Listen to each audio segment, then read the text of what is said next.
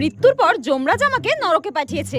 আর নরকে আজকে আমার 3 সপ্তাহ হলো। সকালবেলা ঘুম থেকে উঠে রেডি সেডি হয়ে আমি গেলাম ব্রেকফাস্ট করতে। আর এখানে কিন্তু এক এক দিন এক এক রকম ব্রেকফাস্ট দেয়। আর আজ কিন্তু ব্রেকফাস্টে ছিল চাবুকের মার আর পচা রক্ত। যাই হোক, চাবুকের মারটা আমার সহ্য হলেও এই পচা রক্তটা আমার একদম পেটে সহ্য হয়নি। আজকে আমি খুবই খুশি ছিলাম, কারণ আমার বেস্ট ফ্রেন্ড আমাকে ফোন করে বলেছে ও আজকে মারা গেছে আর ও আমারই মতো নরকে আসছে। আর আমিও ওকে বললাম চলে আয় চলে আয়, এখানে খুব মজা হচ্ছে। ও তো জানেই না ওকে আমি মিথ্যে কথা বলেছি। একবার আয় না, চাবুকের বাড়ি খেলে সব মজা বেরিয়ে যাবে।